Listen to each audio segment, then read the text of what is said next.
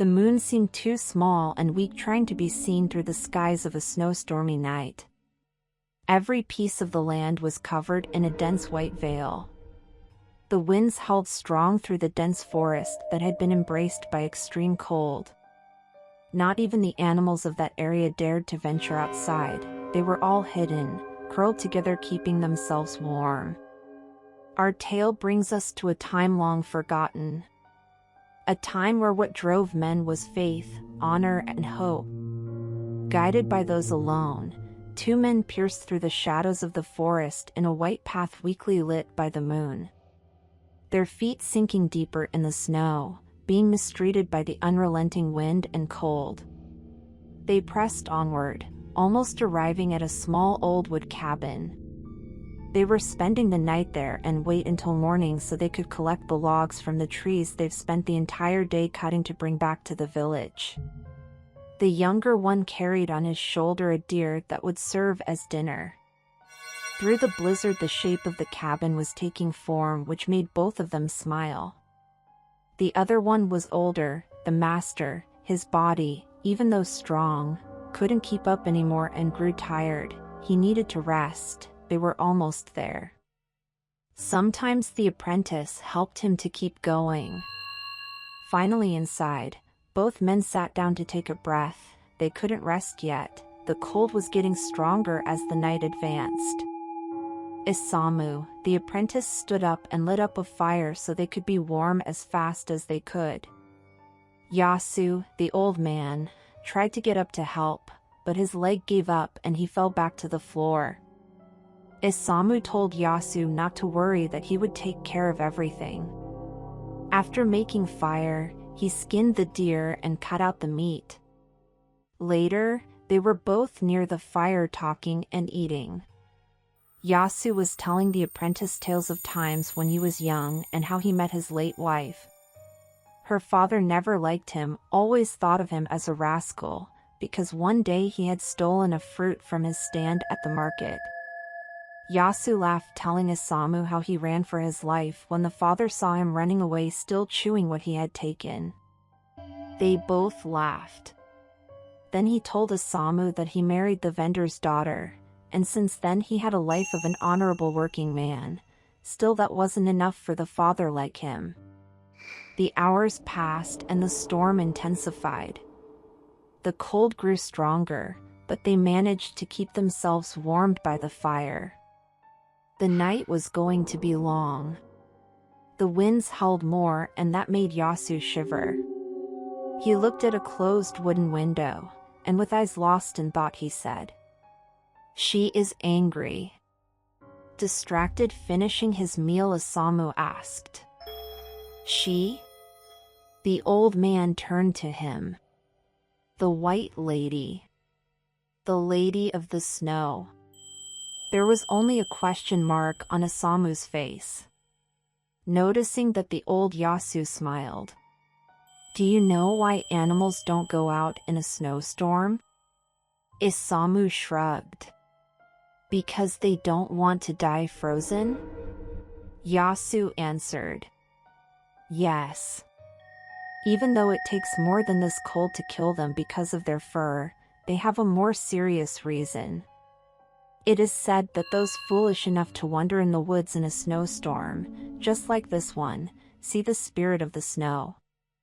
And when they see her, there is no escape, for she will in a cold breeze steal your soul." The old man's expression turned more serious, and he looked to the fire. "We better keep the fire lit until morning. If the fire goes out, she will come and claim both of our lives." Isamu looked worried. He had heard stories of men, adventurers that lost their lives in a snowstorm before, but because of the harsh freezing weather, not because of a spirit. Then the old man laughed. "Scared of a silly child's story, Isamu? The animals hide because it is freaking cold outside. No one should be stupid enough to venture out in such a harsh weather. Now let's finish eating and get some rest. We still have a lot of work tomorrow." They kept on talking until they both went to sleep. The fire kept them warm. As night advanced, the cold and winds intensified, making the wooden windows and doors shake. Ever so slowly, Isamu was brought back from the dream world, feeling colder and colder. In the beginning, his body didn't mind much, but afterwards he had to wake up. Still sleepy and disoriented, he looked around. The orange light from the fire was gone, and then he found out the source of the cold. The door was open. The unrelenting wind and snow were getting in mercilessly. Isamu got up and hurried to the door and closed it. It was too cold. As he turned over to light the fire again, he saw small white shiny and glowing orbs floating in the air. As he gave one step forward, he listened to a crack. He looked down. Under him was a thin trail of ice that went to where the orbs were. It was too dark to see it properly, but he tried. The trail was going where the old Yasu was sleeping. Slowly, he walked towards that direction. Then he saw something what haunted his dreams for years. There it was, lied and motionless, Yasu the old man. Kneeled close to him was a woman, with long white hair, extremely pale skin. She had a white dim light surrounding her as she was under the moonlight. The white orbs, that later he realized were snowflakes, were floating around her. From the woman's mouth a dense cold breath came out onto the old man, making him lose all the colors of his skin. Isamu was terrified and he screamed. The woman turned to him and looked with her pair of glowing white cold eyes. Isamu ran out of the hut. He couldn't understand what he had just seen, neither did he want to. As he ran, the wind felt like razors cutting to his face. It was difficult to breathe. Trees and more trees. This was a very stupid idea. He looked back. Darkness, snow and trees were everything that surrounded him. Maybe he could have subdued her, he thought. What a dishonorable thing to do. Yasu was your friend Isamu, and you just left him to die, out of fear, out of selfishness, he thought to himself. Isamu stopped. He couldn't go any further. He didn't know where he was going. He couldn't breathe. He passed out. And gently, swirling through and by the trees of the forest, white glowing orbs floated, approaching the unconscious man on the snow. And out of the condensed cold air a delicate gentle hand came to touch his face. Owner of that hand was the same white woman from the hut. With long white hair, pale skin, and a beauty so splendid no other woman possessed. She leaned towards him. But it's just a young man. A long path of future and life still stands before him. Isamu was a handsome man, and the Snow Lady kept admiring him for a while. She had never seen a man like him before. Something felt different. Something she wasn't supposed to feel or sense, since this wasn't the will of the gods. I shall not take his life, for his steps are still fresh of age. Then the woman brought him back to the hut. She touched his hand and slowly he woke up. As his eyes met hers, Isamu immediately tried crawl away. The woman took him by his hand and he stood up. He was shivering with cold and fear. Then, with a voice cold and harsh as winter itself, the woman said, "Rejoice, for I am the one who spared you. Out of pity, not mercy. You owe me your life, therefore, you shall make a promise to me. You are not to tell a living soul, not your mother, father, wife, woman to be betrothed, son nor daughter, nor shadow of yours or other, nor animals or other living creatures of our encounter.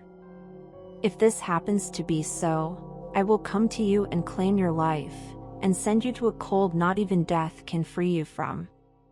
With a gentle wave of her hand, she made the fire come back to life and she disappeared before Isamu's eyes. Terrified, he passed out. Again. Days, weeks, months came and went. The winter was gone and Isamu, the woodcutter, kept working, living a simple and modest life. From time to time he would visit the grave of his friend and master Yasu, and these are the only moments he remembered silently of that fateful night. He didn't tell a soul of what he had seen. When asked, he just said that the old man didn't resist the cold. Isamu took care of Yasu's business, since he was the only person close to a family the old man had. One afternoon, coming back home, tired, but happy of another honest day's work, near a lake he saw a woman standing. She was wearing a flowery, beautiful kimono. As she turned, Isamu was mesmerized on how beautiful she was. As she saw him, she smiled and walked towards him and said, "I'm sorry, sir, are you returning from a journey?" Isamu gave a shy smile and replied, "Well, I wouldn't call a journey, but I am going back home, I just finished working." She said, "Oh, I see, do you live around here?" Isamu pointed to a direction. "Yes, I do. I live in a small village over there." "I am sorry to ask you, lady, but are you from around here?" "I've never seen you before." The woman smiled again. "No, I'm not from around here. Actually, I left my old home in search of a new life." They started walking together. "Do you have anyone that is coming or expecting you?" The woman nodded. "Wow, this is very brave of you. Alone, traveling to find an opportunity. Don't you have any family?" The woman nodded again. I'm sorry to be asking so many questions." She looked at him. "Don't worry, come to think of it, it is indeed rather strange, isn't it? But since I am the only one left of my family, I've decided to start anew." Isamu confidently smiled. "Well, in this case, I'll take you to my village. It is nothing great, but it might make you feel like home. From there, we will see what we can do to help you out." And so, he took her to the village and showed her around. The woman looked at everything with curiosity and excitement. They passed by a small market, and Isamu noticed she looked to all the fruits and vegetables intensively. "Say, have you eaten anything?" She looked at him, blushing embarrassed. "No." Isamu grabbed her hand and said, "So, let's go to my house, I'll prepare something for you. You must be starving." The woman then opened a beautiful radiant smile that made Isamu's heart skip a beat. Later at his house, they were sitting and talking while having dinner. Isamu kept looking at her eating with utmost pleasure, which made him feel good about his cooking. He was not bad, but was not a chef either. Isamu tried to remember when was the last time he saw a woman so gorgeous before. No occasion came to mind. She looked at him with intense, beautiful eyes and said, "I still don't know your name." It was Isamu's time to blush. From all this time, he didn't even ask her name. "Oh, that's right.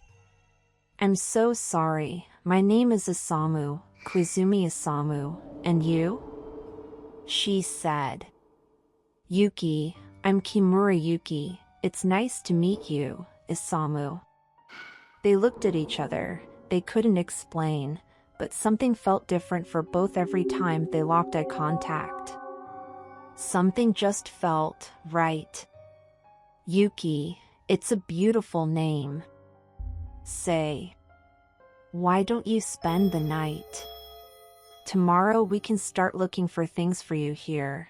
I mean, if you liked it here, that is."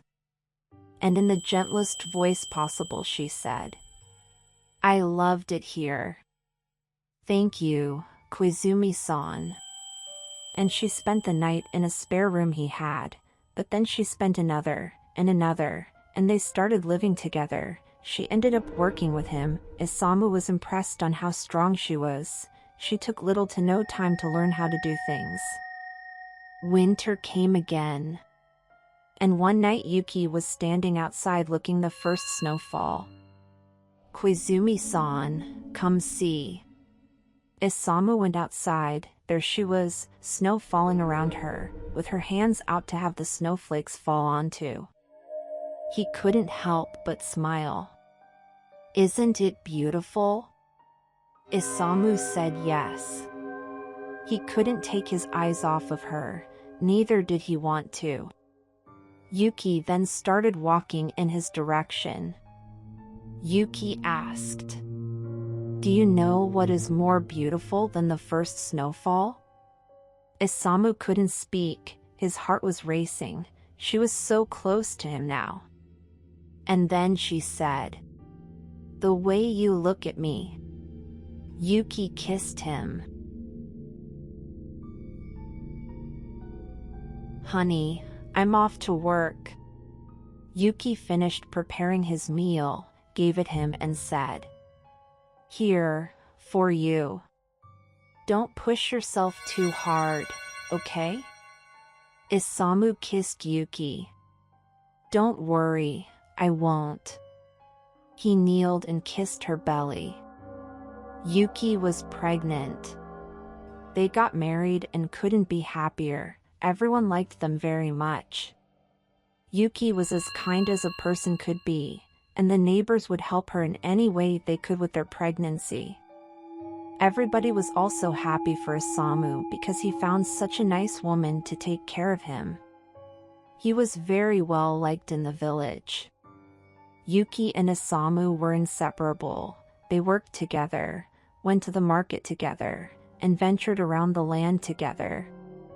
It was in one of those travels, in a flower field, Yuki got pregnant.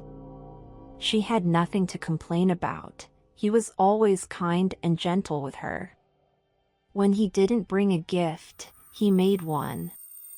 Not that she would mind if he didn't give her anything as long as she had him for her. Years have passed and they had more children. And all of them resembled more Yuki than Isamu, which for him it wasn't a problem, since she was the most beautiful woman he had ever seen. He was proud of having such beautiful wife and children. They all got her personality. They were very nice and sweet. Word spread through the villagers that Yuki was the very same as the day she came for the first time. It seemed she didn't age a day. It was a little strange, but nothing that would bother them so much. The villagers thought that the happiness between the couple was so strong it prevented them from aging. One day Isamu brought a present for all the children and Yuki. All the kids were happy, but especially the daughter. He had made her a beautiful wooden doll. "Mommy, look. Isn't she beautiful? She looks just like you." Yuki took the doll and smiled at Isamu. "She is beautiful, Isamu." Isamu blushed. "Well, Ayako is right, you know? I tried to make you." Yuki hugged him. Tears of joy rolled down her eyes. Later, when all the kids were sleeping, Yuki and Isamu were sitting close to each other by the fire. "You know you make me the happiest man alive, right?" Yuki looked at him. "Is that so?" Isamu nodded affirmatively. "You know. You never told me about your parents or your childhood." Yuki gave a gentle smile. "Well, there isn't much to talk about. I was just a regular child, like any other." Isamu looked to the fire. "Really? Have you never got into trouble?" "I mean, I was most definitely not a good kid. My parents were always worried about me. Yuki laughed. Really? Isamu smiled. Oh, yeah. I was the kind of boy that if you told him that he was not supposed to do something, I would clearly do it. But my childhood was great. I had a lot of friends. We used to play around all the time. Did you have a lot of friends, Yuki?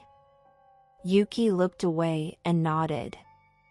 Not even sisters to play with dolls? Yuki then looked down with a weak smile. No.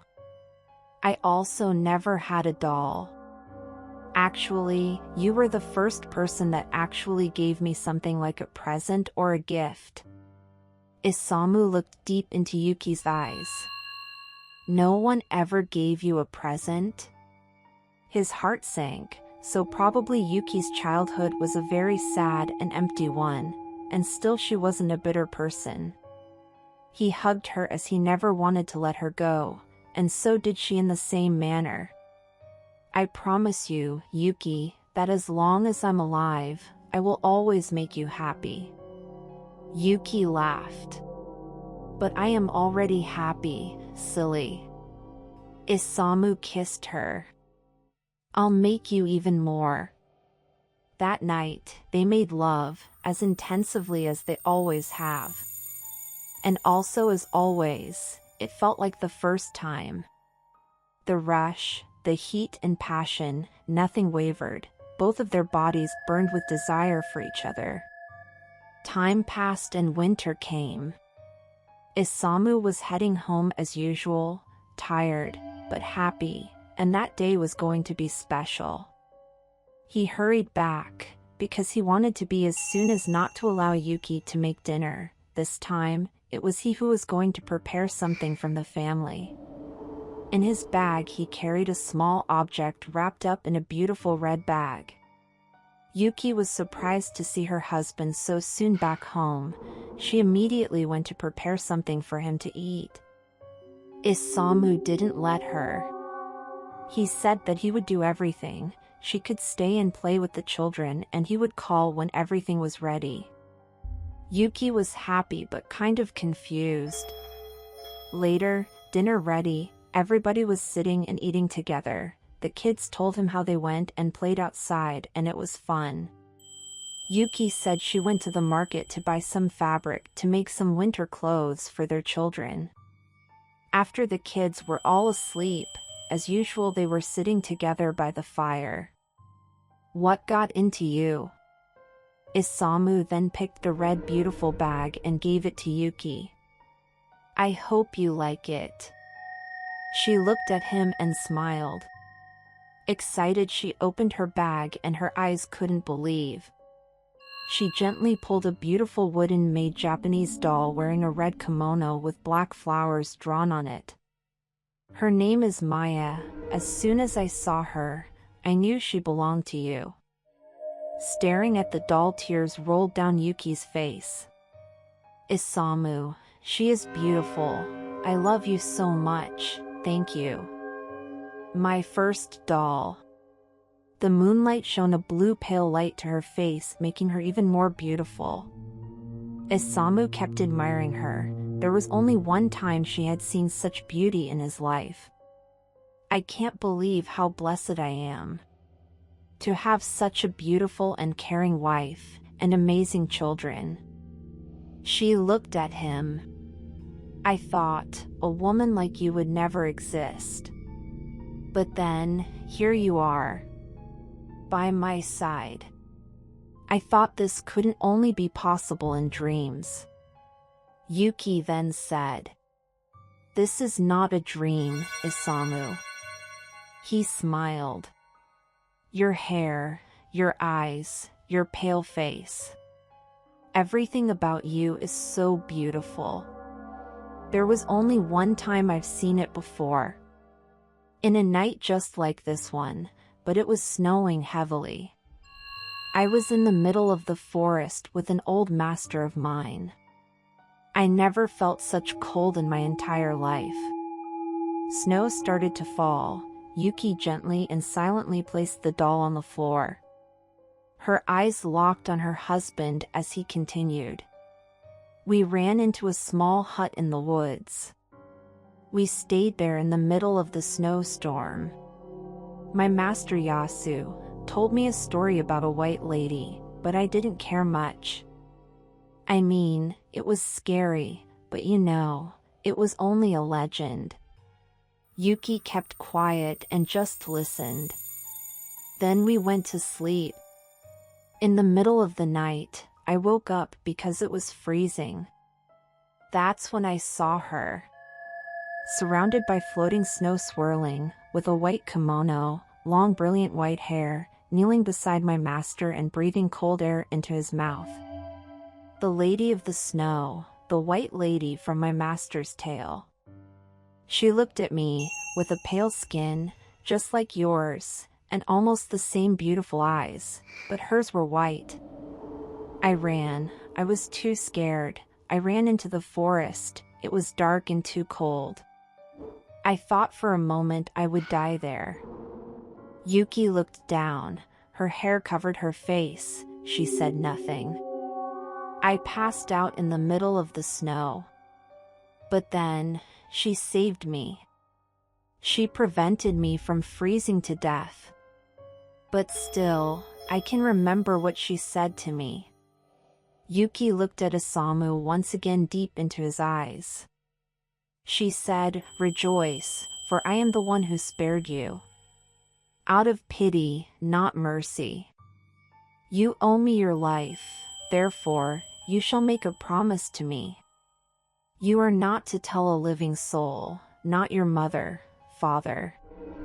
Crystallized tears rolled down Yuki's face as she stood up in front of him and said, "Wife, woman to be betrothed." Yuki's eyes turned white and glowed as she continued saying, "Son nor daughter, nor shadow of yours or other." Yuki's hair turned white and so is her kimono, nor animals or other living creatures of our encounter.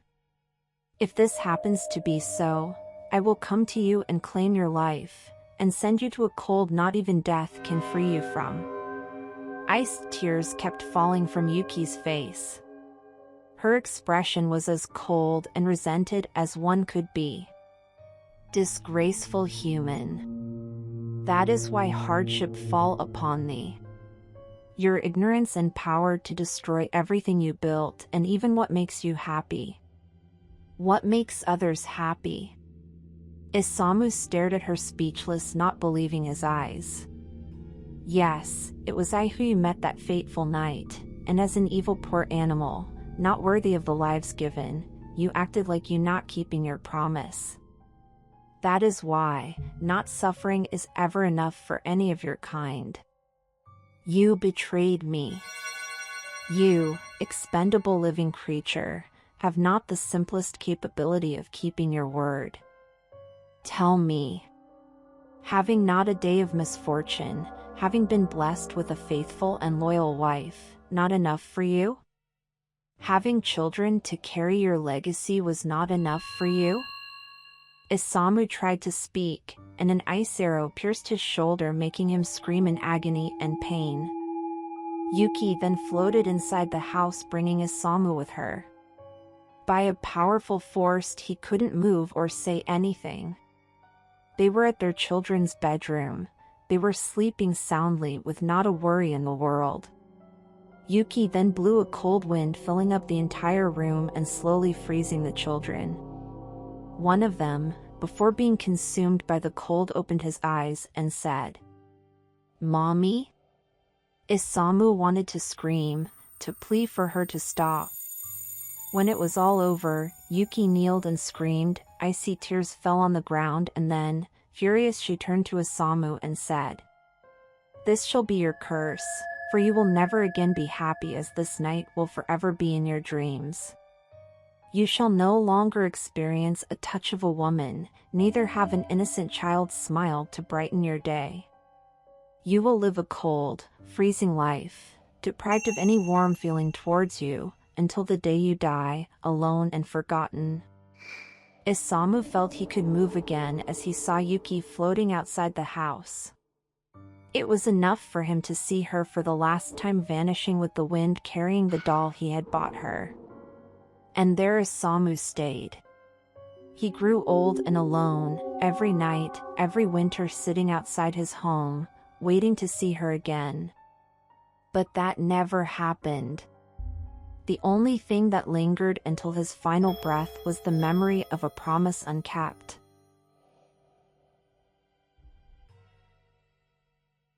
If you liked this video, please consider subscribing and liking to help us bring you more Japanese ghost stories. Thank you for watching.